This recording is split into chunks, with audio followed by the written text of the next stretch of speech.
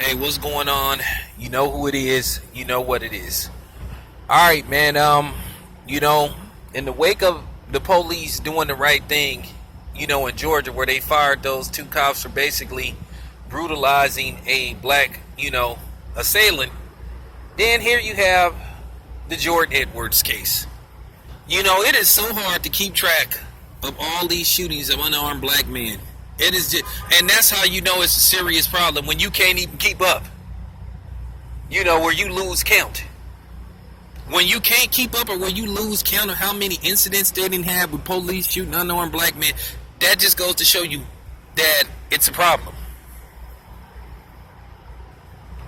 You get these idiots that come on YouTube, these trolls and these coons, and they make me so sick to my stomach to where, they make me just want to say and do something to where I can't even describe to them because they try to play these stupid games with you, trying to insult your intelligence by saying there isn't a difference on how black people are treated by the police versus white people. This happens all the time.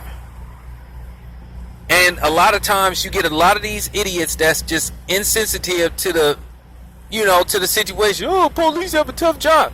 Too many times they treat these incidents like, oh, well, another day at the office.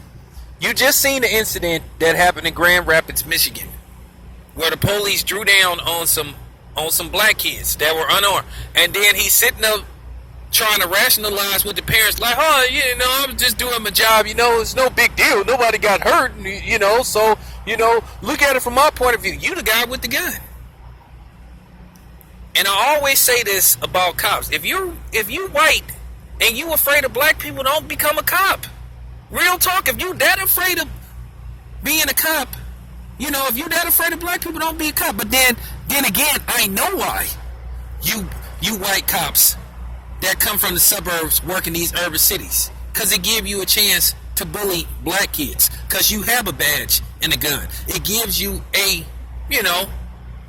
it gives you testosterone to fuck with a black person because you have a badge and a gun that you would normally not fuck with if you seen them walking down the street. That's just real talk. That's why you guys come to the urban cities. It happens all the time in Oakland. They hire these cops that's not from urban areas. They hire these cops come here to harass black people and get away with it, and they come for the money. The average Oakland PD officer starting makes $60,000 a year. With the overtime, it comes to about possibly 80, 90, maybe even 100. So that's why they come down here.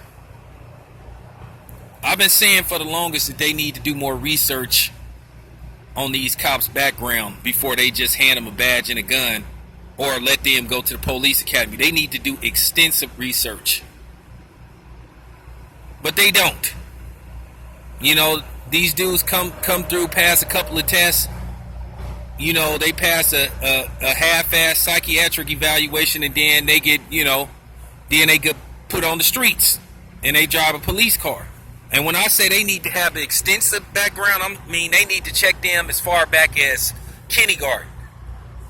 See if they ever, had any incidents with black people or other races. They need to start asking these cops in these lie detector tests, do you have a problem with other races?